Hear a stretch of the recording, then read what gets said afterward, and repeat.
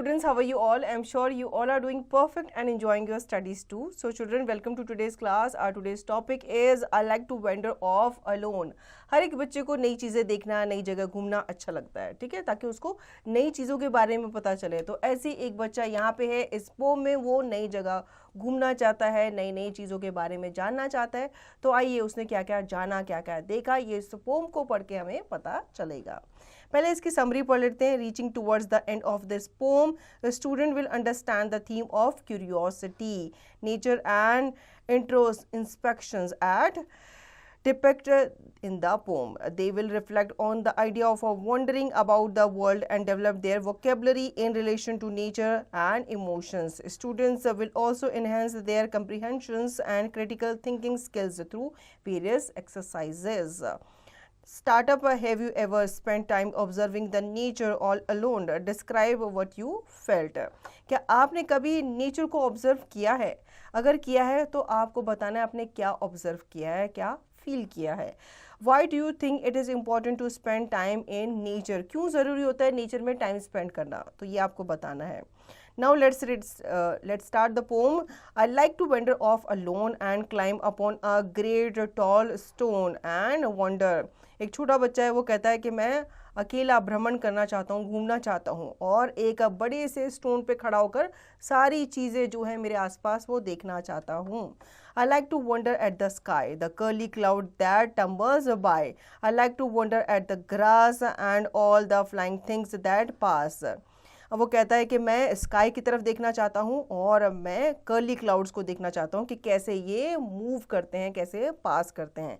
मैं ग्रास की तरफ देख के वॉन्डर करता हूँ कि कैसे जो छोटी छोटी फ्लाइंग थिंग्स है वो आसपास से होकर के गुजरती है। छोटी छोटी चीज़ें मतलब जो बर्ड्स हैं, जो छोटे छोटे इंसेक्ट्स हैं, जो बटरफ्लाइज हैं, उनके बारे में ये बात कर रहा है। I wonder if they wonder too. The little things perhaps they do. Perhaps they wonder who am I to stare at them as they pass by. अब जो क्लाउड्स हैं वो ऊपर से हो सकता है मुझे भी देख रहे हूँ और मुझे देखकर भी वो आश्चर्यचकित हो रहे होंगे कि मैं ये जो छोटा सा जो बच्चा है ये कौन हूँ।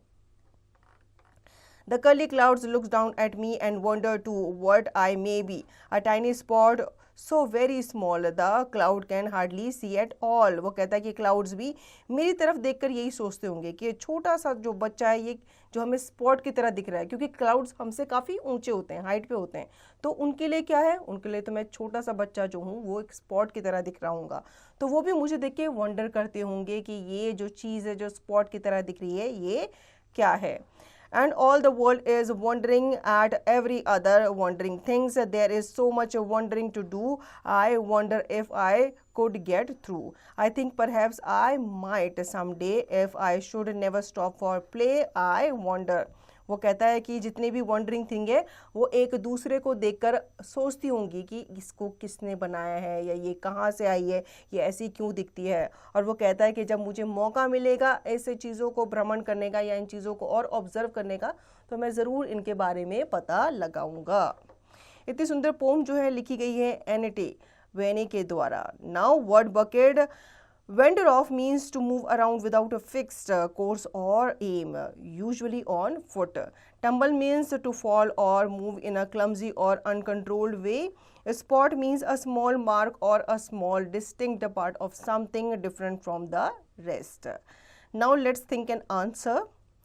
Take the correct option. What does the speaker like to do alone? क्या करना चाहता है वो? वेंडर ऑफ करना चाहता है and climb on stones. ठीक है, मतलब वो घूमना चाहता है और he wants to climb on the stones.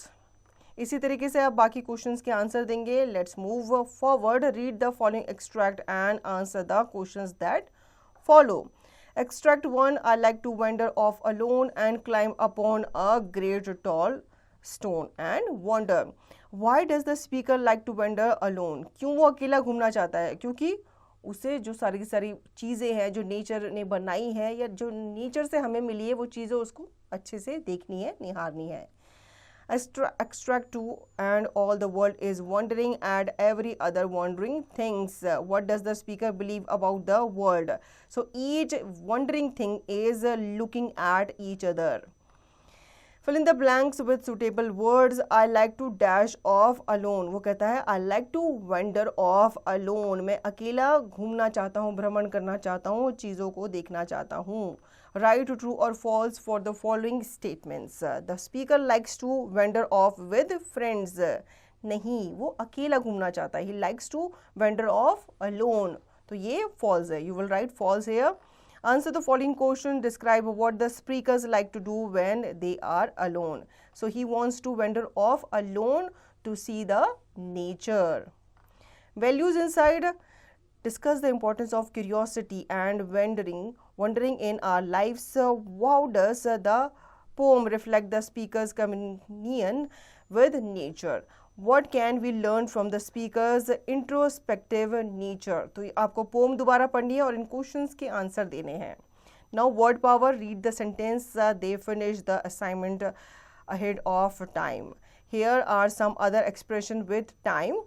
In time, high time, spare time, press for time, behind time.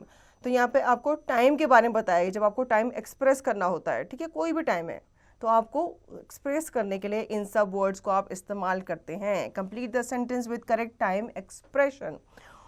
Although we left late we manage to go there in time. ठीक है, वैसे तो हम लेट हो गए थे, लेकिन हमने मैनेज किया, वहाँ पे हम टाइम पे पहुँच गए.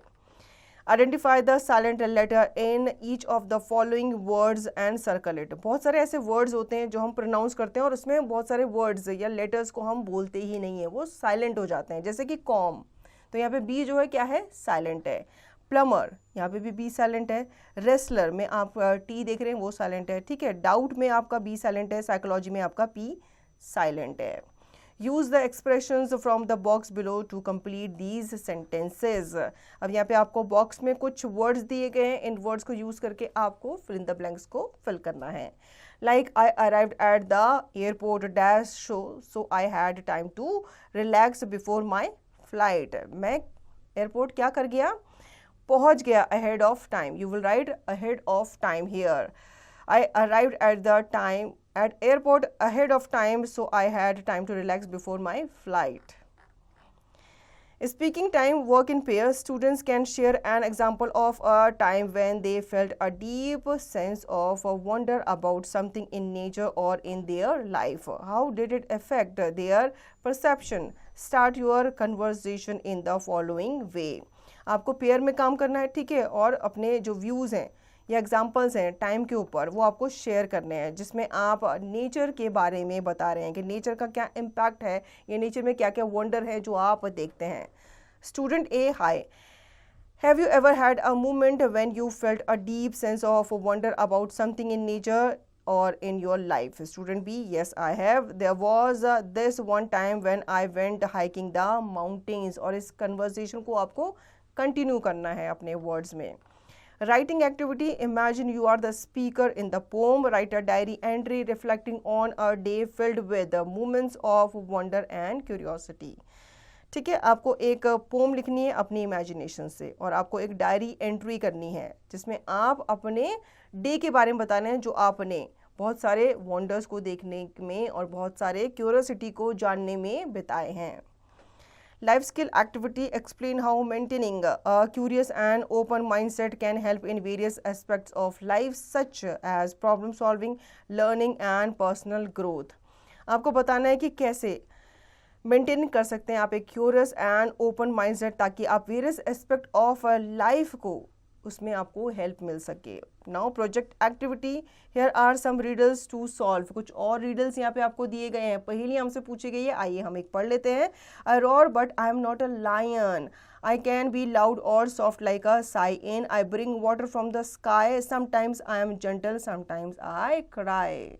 What am I? ठीक है, अब ये कौन है? ये कहता है कि मैं गरजता हूँ, मैं रोर करता हूँ, लेकिन मैं लायन नहीं हूँ. मैं कभी लाउड हो जाता हूँ, कभी सॉफ्ट हो जाता हूँ. मैं स्काई से पानी बरसाता हूँ या लेकर आता हूँ. कभी कभी मैं जेंटल होता हूँ और कभी कभी मैं क्राई करता हूँ. ठीक है, मतलब कभी मैं बरसता हूँ, चुपचाप निकल जाता हूँ, कभी कभी मैं बरसता हूँ. तो कौन है ये है क्लाउड. ठीक है, इसी तरीके से आप बाकी रीडर्स पढ़ेंगे और ये कौन है उनके नाम आप यहाँ पे बताएंगे. तो ऐसे रीडल्स आप अपने फ्रेंड से भी पूछ सकते हैं और या फिर उनसे भी बोल सकते हैं कि वो आपसे ये रीडल्स पूछें, क्योंकि रीडल्स सॉल्व करने में बड़ा मज़ा आता है. So children, I hope you understood the chapter very well. Now you will revise the chapter and practice the given exercise to understand the chapter thoroughly.